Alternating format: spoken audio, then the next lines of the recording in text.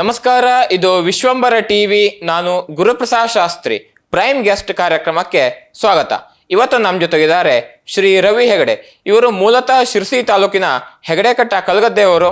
ಕಳೆದ 28 ವರ್ಷಗಳಿಂದ ಶಿರಸಿಯಲ್ಲಿ ಅಕೌಂಟೆನ್ಸಿ ವರ್ಲ್ಡ್ ಎನ್ನುವ ಕೋಚಿಂಗ್ ಅಕಾಡೆಮಿಯನ್ನ ನಡೆಸ್ತಾ ಇದ್ದಾರೆ. ಜೊತೆಗೆ ಲಯನ್ಸ್ PU ಕಾಲೇಜ್ ಇದರ ವಾಣಿಜ್ಯ ವಿಭಾಗದ ಮುಖ್ಯಸ್ಥರಾಗಿ ಜವಾಬ್ದಾರಿಯನ್ನ ನಿರ್ವಹಿಸ್ತಾ ಇದ್ದಾರೆ. ಕಾರ್ಯಕ್ರಮಕ್ಕೆ ಆತ್ಮೀಯ ಸ್ವಾಗತ. ಪ್ರಿಯ ವೀಕ್ಷಕರೇ, ಈ ವಿಡಿಯೋನ ನೋಡೋದಕ್ಕೂ ಮೊದಲು ನಮ್ಮ ಚಾನೆಲ್ ಅನ್ನ ಇನ್ನು ಸಬ್ಸ್ಕ್ರೈಬ್ ಮಾಡ್ಕೊಂಡಿಲ್ಲ ಆದ್ರೆ ತಕ್ಷಣವೇ ಸಬ್ಸ್ಕ್ರೈಬ್ ಮಾಡ್ಕೊಳ್ಳಿ. ಹಾಗೆ ವಿಡಿಯೋ ಇಷ್ಟ ಆಗಿದ್ರೆ ಶೇರ್ ಮಾಡಿ. ನಮಸ್ತೆ. ನಮಸ್ಕಾರ. 1996ರಲ್ಲಿ ಅಕೌಂಟೆನ್ಸಿ ವರ್ಲ್ಡ್ ಹೇಳುವಂತ ಒಂದು ಕೋಚಿಂಗ್ ಅಕಾಡೆಮಿಯನ್ನ ನೀವು ಶಿರ್ಸಿಯಲ್ಲಿ ಆರಂಭ ಮಾಡಿದ್ರಿ. ಹೌದು. ಕಳೆದೊಂದು 28 ವರ್ಷಗಳನ್ನು ನಡೆಸ್ಕೊಂಡು ಬರ್ತಾ ಇದ್ದೀರಿ. ಯಾಕೆ ಈ ಕೋಚಿಂಗ್ ಅಕಾಡೆಮಿನ ಶುರು ಮಾಡ್ಬೇಕಂತ ಅನಿಸ್ತು? ಮೊದಲನೇದಾಗಿ ಮೂಲತಃ ನಾವು ಕೃಷಿ ಕುಟುಂಬದಿಂದ ಬಂದವರು. ಆದರೆ ನಮ್ಮ ತಂದೆಯವರಾದ ಶ್ರೀಧರ್ ಹೆಗಡೆ ಅವರು ಕಿರಾಣಿ ಅಂಗಡಿನ ಮಾಡ್ಕೊಂಡಿದ್ದರು, ಕಲ್ಗದ್ದೆ ಅಂಡ್ ಕಂಪನಿ ಹೆಸರಿನಲ್ಲಿ. ನಾನು ಅದರೊಳಗೆ ಮುಂದುವರಿಸುವಂಥ ಒಂದು ವಿಚಾರದಲ್ಲಿದ್ದೆ. ಆದರೆ ನನಗೇನು ಅನ್ನಿಸ್ತು ಅಂದರೆ ಇದು ಡಿಸ್ಗೈಸ್ಡ್ ಅನ್ಎಂಪ್ಲಾಯ್ಮೆಂಟ್ ಅನಿಸ್ತಾ ಇತ್ತು. ಯಾಕಂದರೆ ಆಲ್ರೆಡಿ 2-3 ಜನ ಮಾಡ್ತಾಯಿದ್ದಾರೆ. ನಾನು ಹೋಗ್ಕೊಂಡು ಎಕ್ಸ್ಟ್ರಾ ಮಾಡೋದೇನೂ ಇಲ್ಲ ಅಲ್ಲಿ. ನನ್ನ ಎಕ್ಸ್ಟ್ರಾ ನಾನೇನಾದ್ರು ಮಾಡಬೇಕು, ವೈಯಕ್ತಿಕ ಸಾಧನೆ ಮಾಡಬೇಕು ಒಂದು ಇತ್ತು. ನನ್ನ ಆಯ್ಕೆ ಟೀಚಿಂಗ್ ಆಗಿತ್ತು, ನನಗೆ ಒಂದು ಪ್ಯಾಷನ್ ಇತ್ತು. ಸೊ ಅದಕ್ಕಾಗಿ ಆ ಫೀಲ್ಡನ್ನು ಆಯ್ಕೆ ಮಾಡಿಕೊಂಡೆ. ಈಗ ಶಿಕ್ಷಣದ ನಂತರ ಡೈರೆಕ್ಟಾಗಿ ಒಂದು ಅಕಾಡೆಮಿ ಶುರು ಮಾಡ್ಬೇಕಂತ ನೀವು ಬಂದಾಗ ರಿಸ್ಕ್ ಅಂತ ಅನ್ನಿಸ್ಲಿಲ್ವಾ? ಅದು ಸ್ವಲ್ಪ ಮಟ್ಟಿಗೆ ರಿಸ್ಕ್ ಅನ್ನಿಸ್ತು. ಆದರೆ ನನಗೆ ಬ್ಯಾಕಪ್ ಇತ್ತು. ಯಾಕಂದರೆ ನಮ್ಮ ಕುಟುಂಬದಲ್ಲಿ ಕೃಷಿ ಹಿನ್ನೆಲೆನೂ ಇತ್ತು. ನಮ್ಮ ತಂದೆಯವ್ರದ್ದು ಕಿರಾಣಿ ಅಂಗಡಿನ ಇರೋದಕ್ಕೆ ನನಗೆ ಏನಾದ್ರು ಫ್ಲಾಪ್ ಆದರೆ ಸಮಸ್ಯೆ ಎಲ್ಲ ನನಗೆ ಇನ್ನು ಬ್ಯಾಕಪ್ ಇದೆ, ಒಂದು ಧೈರ್ಯನೂ ಇತ್ತು. ಯಾಕೆ ಸಣ್ಣ ರಿಸ್ಕನ್ನು ತೊಗೊಂಡೆ. ನೀವು ಹೇಳ್ದಂಗೆ ರಿಸ್ಕ್ ಅನಿಸಿತ್ತು. ಆದರೆ ನನಗೆ ಆ ಪ್ಯಾಷನ್ ಅದಕ್ಕಿಂತ ಮೇಲಿತ್ತು. ನಾನು ಮಾಡಬೇಕು, ಏನೋ ಈ ಫೀಲ್ಡೇನೋ ಕಾಂಟ್ರಿಬ್ಯೂಟ್ ಮಾಡಬೇಕು ಒಂದು ಭಾಳ ಆಸೆ ಇತ್ತು ನನಗೆ. ಅದಕ್ಕಾಗಿ ಅದನ್ನು ನಾ ಮುಂದೆ ತೊಗೊಂಡು ಹೋದೆ. ಅದರಲ್ಲಿ ಯಶಸ್ಸನ್ನು ಸಾಧಿಸಿದ್ರಿ.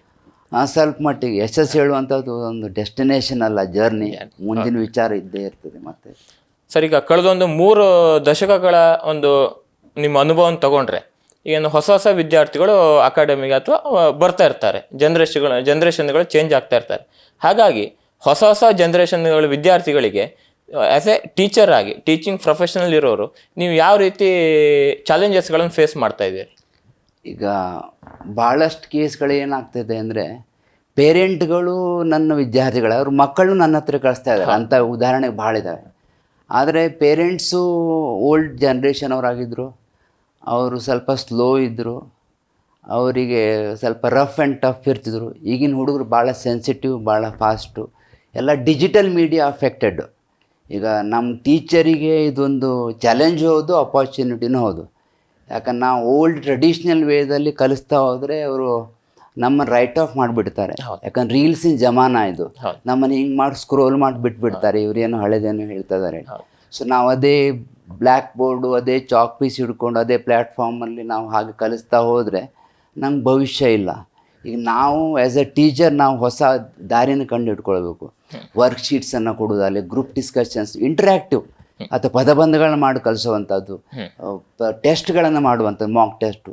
ಆ ಟೆಸ್ಟ್ ಮಾಡಬೇಕಾದ್ರೆ ಕ್ರಿಯೇಟಿವ್ ಕ್ವಶನ್ಸನ್ನು ಹಾಕುವಂಥದ್ದು, ಮಲ್ಟಿಪಲ್ ಚಾಯ್ಸ್ ಇರ್ಬೋದು, ಫಿಲ್ ಇನ್ ದ ಬ್ಲ್ಯಾಂಕ್ಸ್ ಇರ್ಬೋದು, ಮ್ಯಾಚ್ ದ ಫಾಲೋಯಿಂಗ್ ಇರ್ಬೋದು, ಅಥವಾ ವೆರಿ ಶಾರ್ಟ್ ಬೇರೆ ಬೇರೆ ಥರದ ಪ್ರಶ್ನೆಗಳನ್ನ ಹಾಕುವಂಥದ್ದು, ಸರ್ಪ್ರೈಸ್ ಟೆಸ್ಟ್ಗಳನ್ನು ಮಾಡುವಂಥದ್ದು. ಆವಾಗ ಹುಡುಗರಿಗೆ ಸ್ವಲ್ಪ ಆಸಕ್ತಿ ಜಾಸ್ತಿ ಬರ್ತದೆ. ಇವರು ನಮಗೇನೋ ಎಷ್ಟೊತ್ತಿಗೇನೋ ಕೇಳಿಬಿಡ್ಬೋದು, ಅಲರ್ಟ್ ಇರ್ತಾರೆ. ಹಂಗೆ ಅವ್ರನ್ನ ನಮ್ಮ ಎದುರಿಗೆ ಹಿಡಿದಿಟ್ಕೊಳ್ಳಿಕ್ಕೆ ಅನುಕೂಲ ಆಗ್ತದೆ. ನಮ್ಗೆ ನಿಜವಾಗಿ ಚಾಲೆಂಜ್ ಇದು. ಮತ್ತು ಇದು ನಾವು ಜಗತ್ತಿನಲ್ಲಿ ಇದ್ಮೇಲೆ ಇದನ್ನು ಡಿಜಿಟಲ್ ಮೀಡಿಯಾದಿಂದ ಯಾರನ್ನು ಬೇರೆ ಪಡಿಸಲಿಕ್ಕೆ ಸಾಧ್ಯ ಇಲ್ಲ. ಮನೆಯಲ್ಲೂ ಇವ್ರದ್ದೆಲ್ಲ ಸಪೋರ್ಟ್ ಇದ್ದೇ ಇರ್ತದೆ. ಯಾವುದೋ ವಿಷಯಕ್ಕೆ ಸ್ಟಾರ್ಟ್ ಮಾಡ್ಕೊಂಡಿರ್ತಾರೆ, ಕಂಟಿನ್ಯೂ ಆಗ್ತಾ ಇರ್ತದೆ. ಪರ್ಟಿಕ್ಯುಲರ್ಲಿ ಪೋಸ್ಟ್ ಕೋವಿಡ್ ನಂತರದಿಂದ ಇದು ಭಾಳ ನಾವು ಅದಕ್ಕೆ ಹೊಂದ್ಕೊಂಡು ನಾವು ನಮ್ಮ ಪ್ರೊಫೆಷನ್ ಮುಂದೆ ತೊಗೊಂಡು ಹೋಗುವಂಥ ಒಂದು ಚಾಲೆಂಜ್ ಏನು ನಮಗೆ. ನಮಗೂ ಕಲೀಲಿಕ್ಕೆ ಸಿಗ್ತಾ ಇದೆ, ಹೊಸ ಟೀಚಿಂಗ್ ಟೆಕ್ನಿಕ್ಸ್ ಎಲ್ಲ ಕಲೀಲಿಕ್ಕೆ ಸಿಗ್ತಾ ಇದೆ. ನಾವು ಕಲಿತಾ ಇದ್ದೇವೆ, ವೇರ್ ಆಲ್ಸೋ ಇವಾಲ್ವಿಂಗ್. ಈಗ ನಿಮ್ಮ ಅಕಾಡೆಮಿಯಲ್ಲಿ ಯಾವ್ಯಾವ ರೀತಿಯ ಸಬ್ಜೆಕ್ಟ್ಗಳನ್ನು ನೀವು ಕವರ್ ಮಾಡ್ತೀರಿ?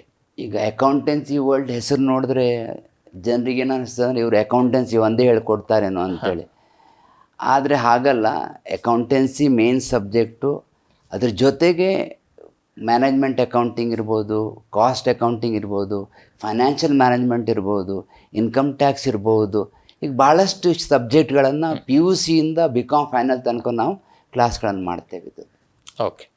ಈಗ 2008ರಿಂದ ನಿಮ್ಮ ಕೋಚಿಂಗ್ ಇನ್ಸ್ಟಿಟ್ಯೂಟಲ್ಲಿ CA, CMA, CS ಗಳಿಗೆ ಅಂದರೆ ಪ್ರೊಫೆಷನಲ್ ಕೋರ್ಸ್ಗೆ ಸಂಬಂಧಪಟ್ಟ ಹಾಗೆ ಫೌಂಡೇಶನ್ ಕೋರ್ಸ್ಗಳಿಗೆ ನೀವು ಕೋಚಿಂಗನ್ನು ಶುರು ಮಾಡಿದ್ರಿ. ಈ ಒಂದು ವಿಚಾರ ಯಾಕೆ ಬಂತು? 1996ನೇ ಇಸ್ವಿಯಲ್ಲಿ ಸ್ಟಾರ್ಟ್ ಮಾಡಿದ್ರೆ ನಮ್ಮ ಫೀಲ್ಡಲ್ಲಿ ಸಾಧನೆ ಭಾಳ ಆಯಿತು. ನಮ್ಮ ಹುಡುಗರು ಚಲೋ ಮಾರ್ಕ್ಸ್ ತೊಗೊಂಡು ಬರ್ತಾಯಿದ್ರು, ನಾವು ಬೆಳೀತಾನೆ ಹೋದರು. ನನ್ನ ಕಡೆಗೆ ಅನ್ನಿಸ್ತಾ ಇತ್ತು ನಮ್ಮ ಹುಡುಗರು ಎಲ್ಲೋ ಪೋಸ್ಟ್ ಆಫೀಸ್ಗಳಲ್ಲಿ ಕೆಲಸ ಮಾಡ್ತಾಯಿದ್ರು, ನೌಕರಿ ಸಿಗ್ತಿತ್ತು, ಅಥವಾ ವಿಲೇಜ್ ಅಕೌಂಟೆಂಟ್ಸ್ ಆಗ್ತಾಯಿದ್ರು. ಈಗ ಇಂಥ ನೌಕರಿಗಳೇ ಭಾಳ ಆಗ್ತಾಯಿತ್ತು. ನನಗೆ ಅನ್ನಿಸ್ತು ಏನು ಭದ್ರ ನೆಲೆ ಇರುವಂಥದ್ದು ಏನೋ ಒಂದು ಆಗಬೇಕು ನಮ್ಮ ಹುಡುಗರಲ್ಲಿ, ಚಲೋ ಎಸ್ಟಾಬ್ಲಿಷ್ ಆಗಬೇಕು ಅಂತ ವಿಚಾರ ನನಗೆ ಬಂದಿತ್ತು. ಅವು ನನ್ನ ತಲೆಯಲ್ಲಿ ಏನು ಬಂತು ಅಂದರೆ ಸಿರ್ಸಿಲಿ ಆವಾಗಿನ ಕಾಲದಲ್ಲಿ ಕೆಲವೇ ಚಾರ್ಟ್ ಅಕೌಂಟೆಂಟ್ಸ್ ಇದ್ದರು. ಉದಯ್ ಸ್ವಾದಿ ಸರ್ ಇದ್ದರು, ಹೆಚ್ಚಾಗಿ 1979ನೇ ಇಸ್ವಿಲನ್ನು ಸಿರ್ಸಿಗೆ ಬಂದಿರಬೇಕು ಅವರು. ಕಡೆಗೆ SJ ಹೆಗಡೆ ಸರ್ ಇದ್ದರು. ಇವು 1-2 ಜನ ನೋಟೆಡ್ ಬಿಟ್ಟರೆ ಮಾತಾರು ಚಾರ್ಟ್ ಅಕೌಂಟೆಂಟ್ಸ್ ಇಲ್ಲಾಗಿತ್ತು ಆಗಿನ ಕಾಲದಲ್ಲಿ.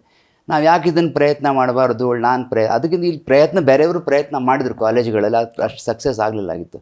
ನಾನು ಇದರೊಳಗೆ ಸಕ್ಸಸ್ ಸಿಕ್ಕಿದ್ದಾಗ ನಂಗೆ ಧೈರ್ಯ ಬಂತು, ನಾನು ಯಾಕೆ ಮುನ್ನುಗ್ಗಬಾರ್ದು ಇದ್ರೊಳಗಡೆ.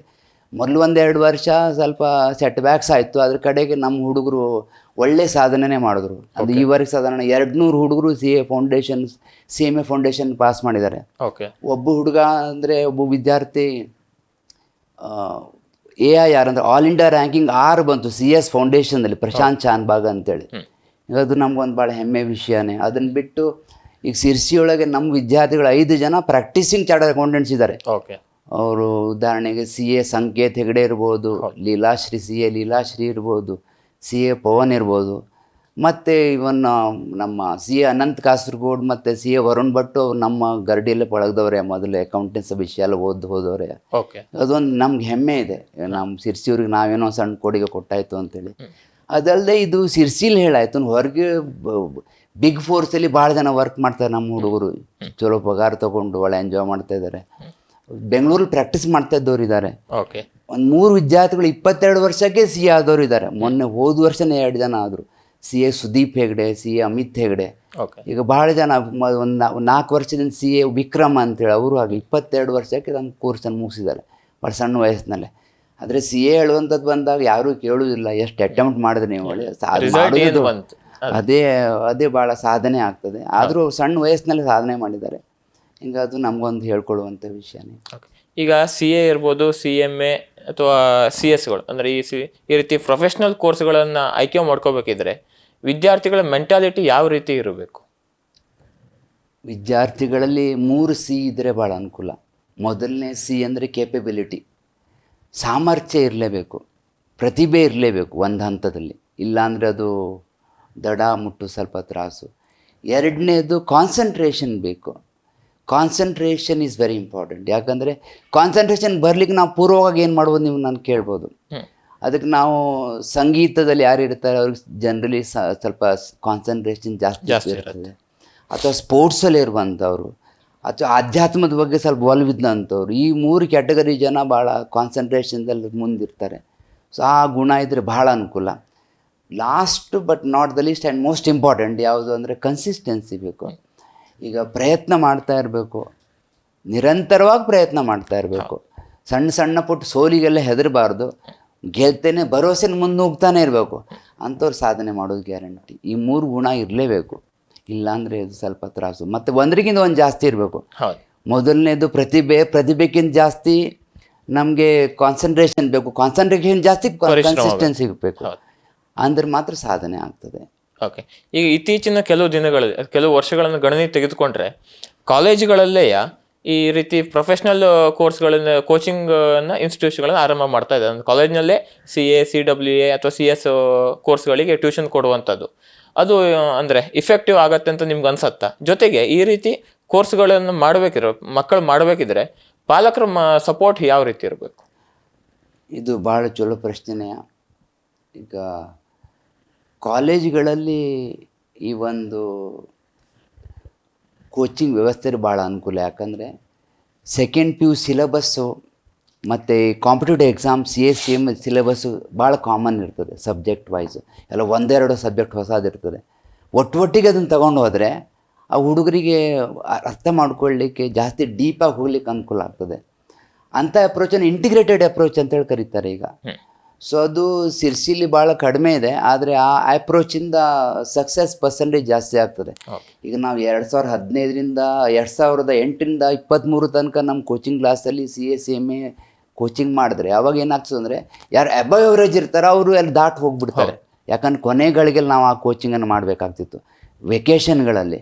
ಹಿಂಗಾಗಿ ಸಾಧಾರಣ ಎವರೇಜ್ ಸ್ಟೂಡೆಂಟ್ಸಿಗೆಲ್ಲ ಅಷ್ಟು ಬೇಗ ಪಿಕಪ್ ಮಾಡಿಕೊಂಡು ಮಾಡುವಂಥದ್ದು ಅಷ್ಟು ಈಸಿ ಆಗೋದಿಲ್ಲ. ಆದರೆ ಈ ಇಂಟಿಗ್ರೇಟೆಡ್ ಅಪ್ರೋಚಲ್ಲಿ ಹೋದರೆ ಎಬವ್ ಎವರೇಜ್ ಇದ್ದ ವಿದ್ಯಾರ್ಥಿನೂ ಅವನಿಗೆ ಚಾನ್ಸಸ್ ಹೆಚ್ಚಾಗ್ತದೆ, ಟೈಮ್ ಜಾಸ್ತಿ ಸಿಗ್ತದೆ, ತಯಾರಿಗೆ ಮಾಡಲಿಕ್ಕೆ ಚಾನ್ಸ್ ಜಾಸ್ತಿ, ಟೈಮ್ ಜಾಸ್ತಿ ಸಿಗೋದಕ್ಕೆ ಅವನು ಮಾಡ್ಬೋದು ಬೇಗ. ಓಕೆ, ಈಗ ಒಂದು ಎಲ್ಲರನ್ನೂ ಕಾಡುವಂಥ ಪ್ರಶ್ನೆ ಏನಂದರೆ, ಈಗ ಎಲ್ಲ ಕಡೆ ಕಾಲೇಜ್ಗಳಲ್ಲಿ ಈಗ ನಾವು ಒಳ್ಳೆ ಶಿಕ್ಷಣವನ್ನು ಕೊಡ್ತೀವಿ ನಿಮ್ಮ ಮಕ್ಕಳಿಗೆ ಏನು ಬೇಕಾ ಆ ಒಂದು ಹಂತಕ್ಕೆ ಆ ಒಳ್ಳೆ ಶಿಕ್ಷಣ ಕೊಡ್ತೀವಿ ಹೇಳಿ ಎಲ್ಲ ಕಾಲೇಜ್ನವರು ಹೇಳ್ತಾರೆ. ಈ ರೀತಿ ಕಾಲೇಜ್ನಲ್ಲೇ ಬೆಸ್ಟ್ ಶಿಕ್ಷಣ ಸಿಗ್ತದೆ ಹೇಳಾದಾಗ ಈಗ ಯಾವುದೇ ಕೋಚಿಂಗ್ ಅಕಾಡೆಮಿ ನಿಮ್ಮದು ಅಂತಲ್ಲ, ಈ ಟ್ಯೂಷನ್ ಹೇಳುವಂಥ ಕೋಚಿಂಗ್ ಅಕಾಡೆಮಿಗಳ ಅವಶ್ಯಕತೆ ಯಾಕಿದೆ ಅನ್ಸತ್ತೆ ನಿಮಗೆ? ಇದು ಭಾಳ ನಮ್ಗೆ ಚಾಲೆಂಜಿಂಗ್ ಪ್ರಶ್ನೆನೇ.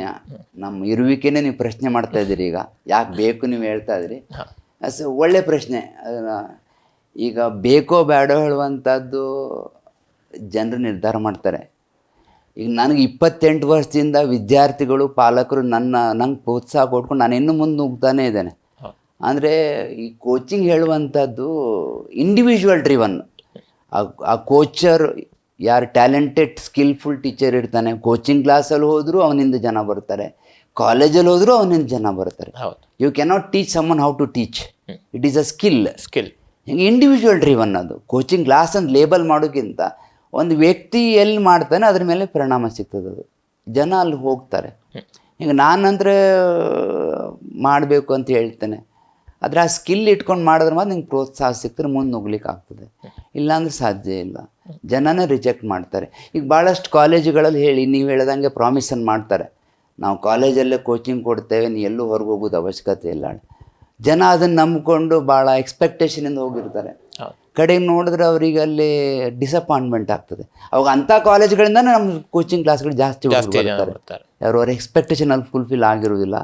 ಆಗ ಅದನ್ನು ನಾವು ಫುಲ್ಫಿಲ್ ಮಾಡ್ಕೊಳ್ಳಿಕ್ಕೆ ಮತ್ತು ನಮ್ಮ ಹತ್ರ ಅದು ನಮ್ಗೆ ಸ್ವಲ್ಪ ಚಾಲೆಂಜ್ ಆಗ್ತದೆ. ಯಾಕಂದರೆ ಅಂಥ ಕಾಲೇಜುಗಳಲ್ಲಿ ಅವಧಿ ಜಾಸ್ತಿ ಇರ್ತದೆ. ಅವಾಗ ನಮ್ಗೆ ಅರ್ಲಿ ಮಾರ್ನಿಂಗ್ ಕ್ಲಾಸಸ್ ಮಾಡಬೇಕು, ಇಲ್ಲ ಲೇಟ್ ಈವ್ನಿಂಗ್ ಮಾಡಬೇಕಾಗ್ತದೆ, ಜಾಸ್ತಿ ಹೊತ್ತು ನಮ್ಗೆ ವರ್ಕ್ ಮಾಡಬೇಕಾಗ್ತದೆ. ಅದಕ್ಕೆ ನಾವು ರೆಡಿ ಇರ್ತೇವೆ. ಸಮಸ್ಯೆ ಈಗ ಕೆಲವು ಸಲ ಏನಾಗುತ್ತೆ ಕೇಳಿದ್ರೆ, ಪಾಲಕರು ಅಂದರೆ ಮಕ್ಕಳಿಗೆ ಇಷ್ಟ ಇರುತ್ತೋ ಅಥವಾ ಅಗತ್ಯ ಇರುತ್ತೋ ಇಲ್ಲ ಗೊತ್ತಿಲ್ಲ ಟ್ಯೂಷನಿಂದ, ಆದರೆ ಪಾಲಕರು ತಮ್ಮದು ಯಾವುದೋ ಒಂದು ಸ್ಟೇಟಸ್, ಪಕ್ಕದ ಮನೆಯವ್ರು ಹೋಗ್ತಾ ಇದ್ದಾರೆ ಟ್ಯೂಷನ್ಗೆ, ಹಾಗಾಗಿ ನಮ್ಮನೆ ಮಗನೂ ಹೋಗಬೇಕು ಹೇಳುವಂಥ ಪಾಲಕರು ಇದ್ದಾರೆ. ಹಾಗಾಗಿ ಅದ್ರ ಬಗ್ಗೆ ನೀವೇನು ಹೇಳ್ತೀರಿ? ಅದು ಅವಶ್ಯಕತೆ ಇದ್ರೆ ಮಾತ್ರ ಹೋಗಬೇಕು. ಈಗ ನಾನು ಕೋಚಿಂಗ್ ಕ್ಲಾಸ್ ನಡೆಸ್ತಾ ಇರ್ಬೋದು, ಅವ್ರ ಅವಶ್ಯಕತೆ ಇದ್ರೆ ಮಾತ್ರ ಬನ್ನಿ ಅಂತ ನಾನು ಹೇಳ್ತೇನೆ. ನಿಮ್ಗೆ ಅವಶ್ಯಕತೆ ಇದ್ರೆ ಬನ್ನಿ, ನಮ್ಮಲ್ಲಿ ಕೊಡ್ತೇವೆ ನಾವು. ಹೌದು, ಬೇರೆ ಬದಿ ನಿಮ್ಗೆ ಸ್ಯಾಟಿಸ್ಫ್ಯಾಕ್ಷನ್ ಉಂಟು ಅಲ್ಲೇ ಕಂಟಿನ್ಯೂ ಮಾಡಿ, ಇಲ್ಲ ವೇಸ್ಟ್ ಆಫ್ ಟೈಮ್ ಆ್ಯಂಡ್ ಮನಿ. ಯಾರು ಹೋಗ್ತಾರೆ ಹೇಳ್ಕೊಂಡು ನೀವು ಹೋಗೋದು ಅವಶ್ಯಕತೆ ಇಲ್ಲ. ಅಲ್ಲೇನೋ ಸ್ಪೆಷಲ್ ಸಿಗ್ತದೆ ಅಂದ್ರೆ ಮಾತ್ರ ಹೋಗಬೇಕು. ನಮಗೆ ನಮ್ಮ ಅವಶ್ಯಕತೆ ಯಾರು ಉಂಟು ಅವ್ರಿಗೆ ಮಾತ್ರ ನಾವು ರೆಡಿ ಇದ್ದೇವೆ. ಸುಮ್ಮನೆ ಎಲ್ಲ ಹೋಗೋದು waste of money, waste of time. Okay, ಈಗ ತಾವು ಲಯನ್ಸ್ PU ಕಾಲೇಜಿನಲ್ಲಿ ಕಾಮರ್ಸ್ ವಿಭಾಗದ ಮುಖ್ಯಸ್ಥರಾಗಿ HOD ಆಗಿ ಜವಾಬ್ದಾರಿ ನಿರ್ವಹಿಸ್ತಾ ಇದ್ದೀರಿ. ನಿಮ್ಮ PU ಕಾಲೇಜಿನ ಅಂದರೆ ಕಾಮರ್ಸ್ ಇರ್ಬೋದು ಮತ್ತು ಸೈನ್ಸ್ ಇರ್ಬೋದು, ಒಟ್ಟಾರೆ ವಿಶೇಷತೆ ಏನು, ಮತ್ತು ವಿದ್ಯಾರ್ಥಿಗಳು PU ಕಾಲೇಜಿಗೆ ಲಯನ್ಸಿಗೆ ಬರಬೇಕಂತ ನೀವು ಯಾಕೆ ಹೇಳ್ತೀರಿ? ಈಗ ನಂದು ಕೋಚಿಂಗ್ ಕ್ಲಾಸು ಇದೆ, ನಡೆಸ್ತಾ ಇದ್ದೇನೆ. ನಮ್ಮ ಲಯನ್ಸ್ PU ಕಾಲೇಜಲ್ಲಿ ನಾನು HOD ಆಗಿ ಕೆಲಸನೂ ಮಾಡ್ತಾ ಇದ್ದೇನೆ. Coaching class is an option, but college is a compulsion, ಬರಲೇಬೇಕು. ಈಗ ಕೋಚಿಂಗ್ನಲ್ಲಿ ಏನು ಸಿಗ್ತದೆ, ಈ ಉದಾಹರಣೆಗೆ ನಮ್ಮ ಲಯನ್ಸ್ PU ಕಾಲೇಜಲ್ಲಿ ಇಂಟಿಗ್ರೇಟೆಡ್ ಅಪ್ರೋಚನ್ನು ನಾವು ಮಾಡ್ತಾ ಇದ್ದೇವೆ. ಮೇಲೆ ಹೇಳಿದಾಗ ಇಂದಿನ ಪ್ರಶ್ನೆ ನಾವು ಉತ್ತರ ಕೊಟ್ಟಿದ್ದೇವೆ. ಇಂಟಿಗ್ರೇಟೆಡ್ ಅಪ್ರೋಚ್ ಅಂಥದ್ದು ಸಿರಿಸಿಲಿ ಮೊದಲನೇ ಪ್ರಯತ್ನ ಅಂತ ಹೇಳಿದೆ ತಪ್ಪಿಲ್ಲ. ನಮಗೆ ಲಯನ್ಸ್ PU ಕಾಲೇಜಲ್ಲಿ ಅಡ್ವಾಂಟೇಜ್ ಏನಂದರೆ, ನಮಗೆ ನಮ್ಮ ಸೈನ್ಸ್ ವಿಭಾಗದಲ್ಲಿ ಬೇಸ್ ಅವರು ಇರ್ತಾರೆ. ಸೊ ಅವರು ಭಾಳಷ್ಟು ವಿಷಯ ನಾವು ಅಡಾಪ್ಟ್ ಮಾಡ್ಕೊಳ್ಳಿಕ್ಕೆ ಅವಕಾಶ ಇದೆ. ಯಾಕಂದ್ರೆ ಬೇಸ್ ಅವರು ಸೈನ್ಸಲ್ಲಿ ಭಾಳ ಮುಂದಿದ್ದಂಥವ್ರು, ಸಾಧನೆನೂ ಭಾಳ ಮಾಡೋದು. ಮೊನ್ನೆ ಇವತ್ತು ಪೇಪರ್ನ ನೀವು ನೋಡಿರ್ಬೋದು, ಭಾಳ ಸಾಧನೆ ಮಾಡಿದ್ದಾರೆ ಅವರು. ಸೊ ಭಾಳ ವಿದ್ಯಾರ್ಥಿಗಳು JEE ಮೇನ್ಸಲ್ಲಿ ಭಾಳ ಚಲೋ ಫಲಿತಾಂಶ ನೋಡಿರ್ಬೋದು ನೀವು. ಹಿಂಗೆ ಅವರಿಂದ ನಮ್ಗೆ ಅವ್ರ ಕೋರ್ಸ್ ವೇರ್ ಇರ್ಬೋದು ಅಥವಾ ಟೀಚಿಂಗ್ ಮೆಥಡಾಲಜಿ ಇರ್ಬೋದು ಭಾಳಷ್ಟು ಅಡಾಪ್ಟ್ ಮಾಡ್ಕೊಳ್ಳಿಕ್ಕೆ ನಮ್ಗೆ ಆಗ್ತಾ ಇದೆ. ಅವ್ರು ಹೇಗೆ ಮಾಡ್ತಾರೆ, ಏನು ಮಾಡ್ತಾರೆ, ಟೀಚಿಂಗ್ ಮೆಥಡಾಲಜಿ ಏನು, ಪದಬಂಧವನ್ನು ಮಾಡ್ತಾರೆ, ಆ್ಯಕ್ಟಿವಿಟೀಸನ್ನು ಮಾಡ್ತಾರೆ, ಭಾಳ ಪ್ರಾಕ್ಟಿಕಲ್ ಓರಿಯೆಂಟೆಡ್ ಇರ್ತದೆ ಅಲ್ಲಿ. ನಮ್ಮ ಕಾಮರ್ಸ್ ವಿಭಾಗದಲ್ಲೂ ಬೇಜಿನ ಕೊಡುಗೆ ಭಾಳ ಉಂಟು. ಸೈನ್ಸ್ ಅವ್ರಿಗೆ ಅಷ್ಟೇ ನಾವು ಅದನ್ನು ಅಡಾಪ್ಟ್ ಮಾಡ್ಕೊಳ್ತೇವೆ ಭಾಳ. ಹಿಂಗೆ ಭಾಳ ಅಡ್ವಾಂಟೇಜ್. ಅದು ಬಿಟ್ಟು ನಮ್ಮ ಲಯನ್ಸ್ PU ಕಾಲೇಜ್ ಕಾಮರ್ಸ್ ವಿಭಾಗದಲ್ಲಿ ನಾವೇನು ಮಾಡ್ತೇವೆ ಅಂದರೆ, ಈ ವಿದ್ಯಾರ್ಥಿಗಳಿಗೆ ಈಗ ಟ್ಯಾಲಿ ಇರ್ಬೋದು, ಈಗ ಅಕೌಂಟಿಂಗನ್ನು ನಾವು ಕ್ಲಾಸ್ ರೂಮಲ್ಲಿ ಕೂತ್ಕೊಂಡು ಕಲಿಸೋದು ಬೇರೆ ವಿಷಯ, ಅದನ್ನು ಕಂಪ್ಯೂಟರ್ ಸಾಫ್ಟ್ವೇರಲ್ಲಿ ಅಪ್ಲೈ ಮಾಡೋದು ಹೆಂಗೆ ಅದನ್ನು ನಾವು ಹುಡುಗರಿಗೆ ಸೈಮಲ್ಟೇನಿಯಸ್ ಆಗಿ ತೊಗೊಂಡು ಹೋಗ್ತಾ ಇರ್ತೇವೆ. ಪ್ರಾಕ್ಟಿಕಲ್ ಓರಿಯೆಂಟೆಡ್ ಇದೆ. ಮತ್ತು MS Excel ಹೇಳುವಂಥ ಸಾಫ್ಟ್ವೇರ್ ನಿಮ್ಗೆ ಗೊತ್ತುಂಟು, ಭಾಳ ಯೂಸ್ಫುಲ್ ಸಾಫ್ಟ್ವೇರ್. ಅದನ್ನು ನಾವು ದ್ವಿತೀಯ ವರ್ಷದಲ್ಲಿ ಹುಡುಗರಿಗೆ ನಾವು ಅದನ್ನು ಪ್ರೊವೈಡ್ ಮಾಡ್ತೇವೆ. ಅದನ್ನು ಬಿಟ್ಟು ಇಂಡಸ್ಟ್ರಿಯಲ್ ವಿಸಿಟ್ಸಿಗೆ ನಾವು ಹೋಗ್ತೇವೆ, ಅಲ್ಲೋ ಕರ್ಕೊಂಡು ಹುಡುಗರಿಗೆ ನಾವು ಎಕ್ಸ್ಪ್ಲನೇಷನನ್ನು ಕೊಡ್ತೇವೆ. ಹುಡುಗರು ಭಾಳ ಮಾಹಿತಿ. ಮೊನ್ನೆ ನಾವು ಲೇಟೆಸ್ಟ್ ಆಗ ದೇವಿಗಿ ಫ್ಯಾಕ್ಟ್ರಿಗೆ ಹೋಗಿದ್ರು. ಅಲ್ಲಿ ನಾವು ನಮ್ಮ ಹುಡುಗರು ಭಾಳ ಒಂದು ಅನುಭವವನ್ನು ಪಡ್ಕೊಂಡು ಬಂದರು. ಹಿಂಗಾಗಿ ತುಂಬ ಪ್ರಾಕ್ಟಿಕಲ್ ಅಪ್ರೋಚ್ ಇದೆ, ಪರ್ಸ್ನಲೈಸ್ಡ್ ಕೇರ್ ಇದೆ, ನಮ್ಮ ಮ್ಯಾನೇಜ್ಮೆಂಟಿನ ಸಪೋರ್ಟ್ ಇದೆ, ನಮಗೆ ಫ್ರೀ ಹ್ಯಾಂಡನ್ನು ಕೊಟ್ಟಿದ್ದಾರೆ, ಪ್ರಿನ್ಸಿಪಾಲ್ ಭಾಳ ಏಬಲ್ ಇದ್ದಾರೆ. ಹಿಂಗಾಗಿ ವಾತಾವರಣ ಚಲೋ ಇದೆ. ಹೈಸ್ಕೂಲಿನ ವಾತಾವರಣ ಅಂತೇಳಿ ಹೇಳ್ಬೋದು, ಯಾಕಂದ್ರೆ ಹೈಸ್ಕೂಲ್ ಎಲ್ಲ ಒಂದೇ ಕ್ಯಾಂಪಸ್ನಲ್ಲಿದೆ. ಹಿಂಗಾಗಿ ಮತ್ತು 60-70 ಜನ ಟೀಚರ್ಸ್ ಎಲ್ಲ ಕ್ಲಾಸ್ನವ್ರು ಇದ್ದಾರೆ. ಯಾವಾಗೂ 24 ತಾಸು ಹುಡುಗರ ಮೇಲೆ ನಿಗಾ ಇರ್ತದೆ. ಹಿಂಗಾಗಿ ಎಲ್ಲ ದೃಷ್ಟಿಯಿಂದ ಒಂದು ಒಳ್ಳೆ ಚಾಯ್ಸ್ ಆಗ್ಬೋದು ನಮ್ಮ ಕಾಲೇಜಿಗೆ ಬಂದರೆ. ಇವತ್ತಿನ ಪ್ರೈಮ್ ಗೆಸ್ಟ್ ಕಾರ್ಯಕ್ರಮದಲ್ಲಿ ನಮ್ಮ ಜೊತೆ ಉಪಸ್ಥಿತರಿದ್ದು ಅಭಿಪ್ರಾಯ ಅನಿಸಿಕೆ ಹಂಚಿಕೊಂಡಿರುವ ಶ್ರೀ ರವಿ ಹೆಗಡೆ ಇವರಿಗೆ ವಿಶ್ವಂಬರ ಟಿವಿ ವತಿಯಿಂದ ಹೃತ್ಪೂರ್ವಕ ಕೃತಜ್ಞತೆಗಳನ್ನು ಸಲ್ಲಿಸ್ತಾ ಇದ್ದೀವಿ. ವಿಶ್ವಂಬರ ಟಿವಿ ಕುರಿತಾಗಿ ಒಂದೆರಡು ಅನಿಸಿಕೆಯನ್ನು ಹಂಚ್ಕೋಬೇಕು ಅಂತ ಕೇಳ್ಕೊತೀನಿ. ಭಾಳ ಉತ್ತಮ ಪ್ರಯತ್ನ. ನಮ್ಮ ಗುರುಪ್ರಸಾದ್ ಶಾಸ್ತ್ರಿಯವರು ನನ್ನ ವಿದ್ಯಾರ್ಥಿನೇ, ಭಾಳ ಚೆನ್ನಾಗಿ ಕಾರ್ಯನಿರ್ವಹಿಸ್ತಾ ಇದ್ದಾರೆ. ಈ TV ಅವರು ಮುಂದೆ ಚಲೋ ಆಗಲಿ ಅವರಿಗೆ ಅಂತ ಹೇಳಿ ಶುಭ ಹಾರೈಸ್ತಾ ನಾನು 2 ಮಾತು ಮುಗಿಸ್ತೇನೆ. ಧನ್ಯವಾದ.